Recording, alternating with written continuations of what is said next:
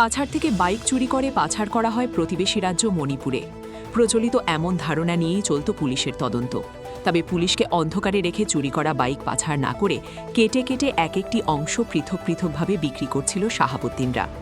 যদিও তাদের এই খেলা ধরা পড়ে গেল এবার।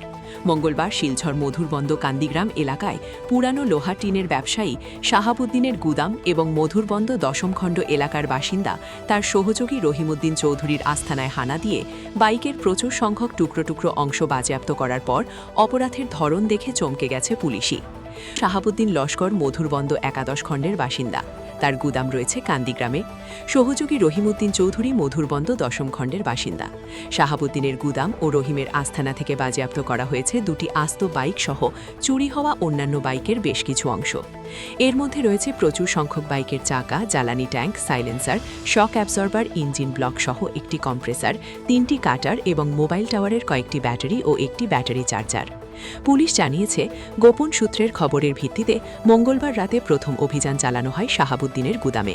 তাকে আটক করার পাশাপাশি গুদাম থেকে বাইকের বিভিন্ন কাটা অংশ উদ্ধারের পর তার সূত্রে অভিযান চালানো হয় রহিমের আস্তানায়। রহিমের আস্তানা থেকে বাজেয়াপ্ত করা হয় দুটি বাইক সহ কাটা বেশ কিছু অংশ। পুলিশের সূত্রটি জানান, বাইকের এক একটি অংশ কাটা হয়েছে খুবই নিখুঁতভাবে কাটা এসব অংশ সহজেই কিনে নিয়ে যাবে কেউ। একে সন্দেহ করা হচ্ছে শাহাবুদ্দিনের সঙ্গে এই কারবারে জড়িত রয়েছে কোনো অতি দক্ষ বাইক মেকানিক, আর বাইক চোররা তো জড়িত রয়েছেই অবশ্যই। এছাড়া বিভিন্ন ওয়ার্কশপের মালিকপক্ষের সঙ্গেও তার সংযোগ থাকার সম্ভাবনা উড়িয়ে দেওয়া হচ্ছে না।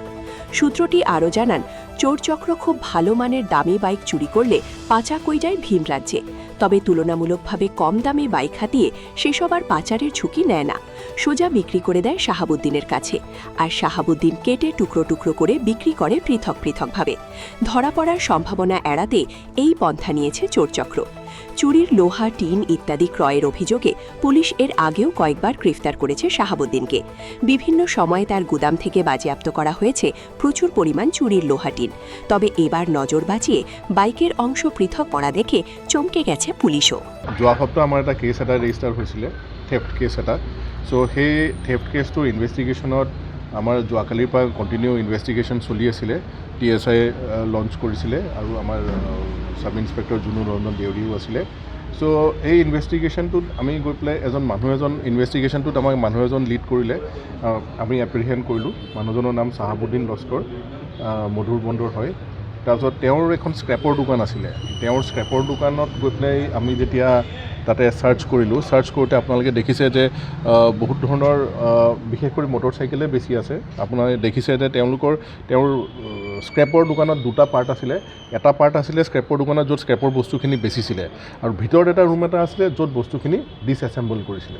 কাৰণ এইটো বস্তু আপোনালোকেও জানে যে এখন বাইক যদি আনিছে কোনোবাই, বাইকখন ডাইৰেক্টলি চুৰ কৰিলে ধৰা পৰি যাব পাৰে। আৰু কাটিং মেচিন আপুনি দেখিছে 3টা নে 4টা কাটিং মেচিন আছে। সেইখিনিতে তেওঁলোকে কাট কৰিছিলে। কাট কৰি পেলাই তেওঁলোকে লাহে লাহে স্ক্ৰেপ হিচাপে তেওঁলোকে বেচিছিলে। তেওঁৰ পৰা আমি আৰু এজন লিংক পালোঁ। শাহাবুদ্দিনৰ পৰা আমি যেতিয়া তেওঁক জেৰা কৰা হ'ল, যেতিয়া সোধা হ'ল যে আপোনাক বস্তুখিনি কোনে ছাপ্লাই কৰে, কাৰণ এই বস্তুটো চাব গ'লে এটা অৰ্গেনাইজড ক্ৰাইমৰ নিচিনাই লাগিছে। চ' তেওঁৰ পৰা আমি গম পালোঁ যে তেওঁক ৰহিমউদ্দিন চৌধুৰী বুলি এজনে ছাপ্লাই কৰে। চ' আমি ৰহিমউদ্দিন চৌধুৰী যোনটো তেওঁ এটা ভাড়াঘৰত থাকে, ভাড়াঘৰটো আমি অভিযান চলালোঁ। তাতে অভিযান চলাওঁতে ফাৰ্ডাৰ আৰু কিছুমান বস্তু পালোঁ। ঠিক তেনেকৈ বিশেষ কৰি মটৰচাইকেলৰে গোটেইখিনি পাৰ্টছবিলাক অলৰেডি তেওঁৰ তাত কাটি থোৱা আছিলে। তেওঁ অলপমান সেইখিনি কাটি পেলাই থয়। আৰু দুখন মটৰচাইকেল আপোনালোকে দেখিছে, এই দুখন ৰানিং কণ্ডিশ্যনত আছে। আমি অলৰেডি এজন দুজনৰ আমি অ'নাৰকেইজন আইডেণ্টিফাই কৰিছোঁ। সেয়াও কেছ ৰেজিষ্টাৰ হৈ আছে। অ'নাৰখিনি ইঞ্জিন নম্বৰটো আমাৰ মিলিছে। চ' হয়তো যিখিনি আমাৰ প্ৰচিডিঅ'ৰ আছে আমি প্ৰচিডিঅ'ৰ ফ'ল' কৰিম। চ' ফাৰ্ডাৰ এই অৰ্গেনাইজ ক্ৰাইমটোত এই থেফ্ট কেছটোত আৰু যিমানখিনি মানুহ আহিব পাৰে, হয়তো আৰু ফিউচাৰ ইনভেষ্টিগেশ্যনখিনি কৰিলে আমি গম পাম। আৰু মই ভাবোঁ এইটো আমাৰ শিলচৰ টাউনৰ টীমটোৰ কাৰণে এইটো এটা ডাঙৰ এটা ছাকচেছ। এনেকুৱা যিমানখিনি আছে আৰু হয়তো এইখিনিৰ পৰা আৰু সূত্ৰ ওলাই পেলাই আমি আৰু আশাবাদী হৈ আছোঁ যে আমি হয়তো আৰু কিবা ৰিকভাৰ কৰিবলৈ সক্ষম হ'ম। এতিয়ালৈকে আমি দুজন মানুহে আটক কৰিছোঁ। এজন যোনজন স্ক্ৰেপ ডিলাৰজন আৰু এজন যোনজনে তেওঁক ছাপ্লাই কৰে, দুজন। মটৰচাইকেলটো তেনেকৈ ক'বলৈতো দিগদাৰ আছে। দুখন মটৰচাইকেলটো আপুনি ইয়াতে দেখিছে, চকা আপুনি চাইলেঞ্চাৰ পাইপটো চালেও হয়তো এটা আন্দাজা লগাব পাৰে, কমচে কম 8খন 10খন শ্বক এবজৰ্বাৰ দেখিছে আপুনি তাতে।